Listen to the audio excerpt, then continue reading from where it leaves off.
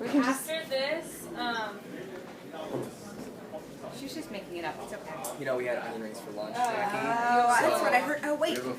Just in case it's my breath's a little foul. photo op. I just had a beer, so. Are we gonna girl talk again? Thanks. Yeah, I want to know why you beef our fucking manager. No, that's true. That's a genuine question. We're gonna talk about it. I don't have beef. No, yes, you do. That's okay though. Somehow already lost my toilet paper. That's not a good sign. All right. Let's give this a go, shall we? Yes. Yeah, let's do All this. right. This is Jackie with All Access, and I'm here with Citizen at what is for me day 2. What for you guys is probably day I lost count a long all right, time ago. 85, Is that true? 18. That sounds pretty No, close. I'm making that up. Okay, I mean I was guessing. Jake, I convinced you. You really did. He's the logistics man. not me. Very nice. Well, tell fans out there in video and radio world about your latest album and where they can pick it up. This time around, you can actually pick it up a lot more places than last time. Best Buy got a bunch of copies. Urban Outfitters, FYE. I don't know. Sam Goody Those doesn't kinda- exist anymore. Sam Goody is, yeah, that's defunct. now. Yeah, go pick it up there too. But so those places, but of course, you know, I would say first and foremost, like get it at your local record store. I think that's really important.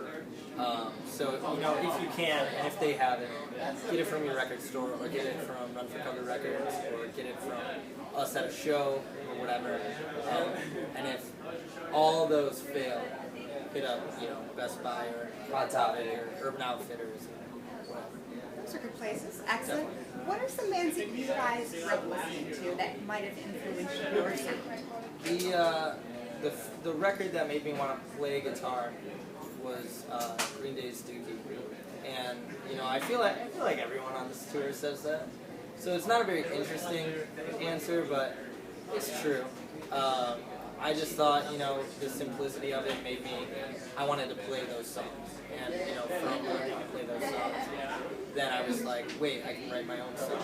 So like, I started to do that.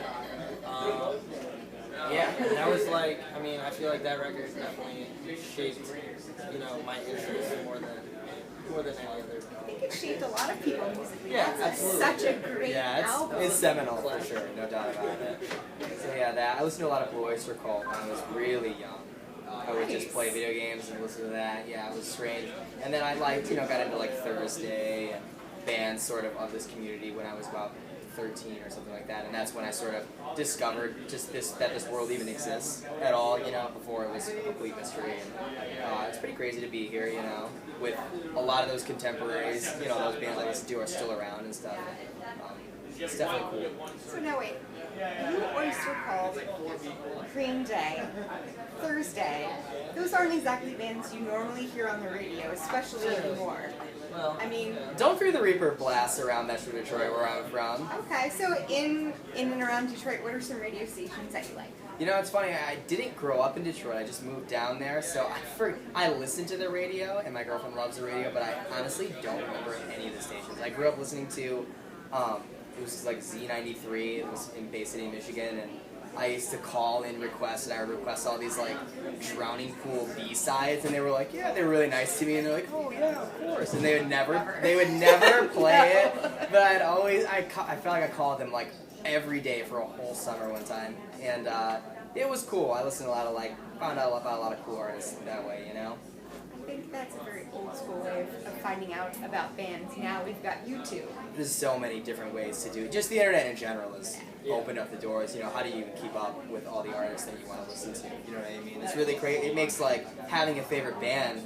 I mean, even for myself, it rotates so fast just because everything is so accessible that you just want to absorb everything and absorb as much of it as you can and stuff. And in a way, it's kind of makes it a little oversaturated, and you can't, you know, maybe focus on every Green Day record like Nick did when he was younger, or you know, Blue Oyster Cult stuff. But it's incredible that you can listen to everything you can. Talking about the scene being oversaturated, because the music scene itself has evolved so much over the past 10, even 5 or 3 years, what does success feel like or look like for you guys in 2015? Well, to us, success is probably pretty different from what I feel like maybe a lot of bands here would say it is. you know, for us, it's not really like size or, you know, draw, how many people are coming to the shows or whatever. But we've always got, you know, a vision of where we want to be and like what we want to execute, you know, aesthetically or where we fit in as a band, who we can tour with and things like that. That, you know, we always talk about how like, when we do a tour, we don't want to ask a band, we don't want to immediately ask a band that we know would say yes. So, That's interesting. you I know, like that. it's right. It's always about like breaking down another wall, and you know, so like we'll ask a band that maybe people will be like, oh, they're not gonna do it, and then they do it, and there's another door broken down. So you know, that's kind of success to me. I feel like Jay would say the same thing. You know, the closer we can be to our vision for the band is the closer we are to success. I think that model is an excellent way to get new fans because it's easy to tour with like-sounding bands. Yeah, totally. And you get the same fans, and there's nothing wrong with the same fans coming No, to of show course after not. show. Right. But how are you going to grow that fan base Yeah, unless you? I think that's a really smart idea. Absolutely. Don't tell everybody. Yeah. But I think that's a really smart idea. It's important play to be and banging on the door, you know what I mean? Because the music world is so big, and the place that we are and the place that we play is so small, and people really like to put this community of bands like in this corner. I feel like at some point it's like make or break. You have to bust out, and you have to like be dispersed throughout everyone's radar. We're not just like, oh, the Run for Cover kids are like goofing around this year. Like it just we have to like insert ourselves in like everybody's lives. You know what I mean? And I think too, when you're involved in a community as we are, you know, I think you have to do it for everyone. You know what I mean? Like when we asked a band, like, we did our headline, we asked a band called Praise to tour with us. You know, we weren't sure that they would say yes. And then they did, and it's just like that's one more door broken down, you know what I mean? And you know, currently figuring out plans, and we're asking people that definitely are way more far-fetched than even that. And you know, we've been getting some pretty surprising responses. I think that's really cool, and I think that you doing that helps out everybody, all of your peers, you know, the entire community. I think it just pushes it, you know, a little further. Yeah. I think that's cool. And you don't know until you ask. Absolutely, no, totally. And I'd like to add, as far as success and like the conventional perception of it is, of course, monetary, and it's not something that's as important to us as, you know, our legacy. Like, Citizen's not going to be around forever, and we're like very realistic about that, and we're aware of that.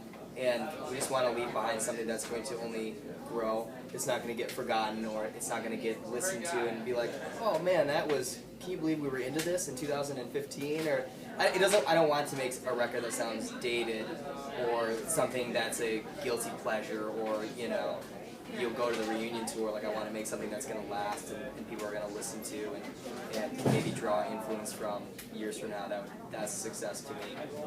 Excellent. So now you guys are here at Warped, which is, I would say, safe to say, another benchmark of success. Mm-hmm. How do you make sure that you leave a lasting impression with fans who, there's tons of fans, there's tons of fans. You want to make sure that as someone's walking by to grab a soda or water because it's so bloody hot pretty much everywhere, that they stop. I would say that, you know, standing out and just doing your own thing.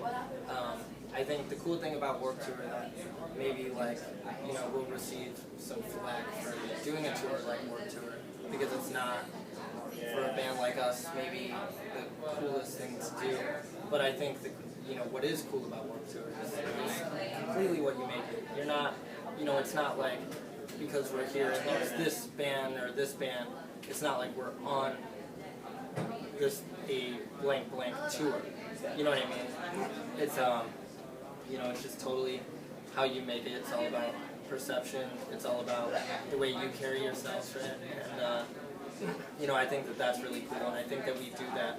We stand out quite a bit on the tour, I would say, and I think that that's really cool. And that's not to say, you know, Warped Tour has a lot to offer. You know, it's very diverse, but I think how bare bones and how raw Citizen is, I think, is kind of what causes us to maybe stand out if you're just walking past the stage or whatever. You hear that, you hear maybe a really crunchy guitar or whatever, and you know, I think that's really cool, and I think that people will remember that, and they'll say, you know, when we're not doing Warped Tour, they'll be like, oh, remember when Citizen did Warped Tour? Like, that was weird, or whatever.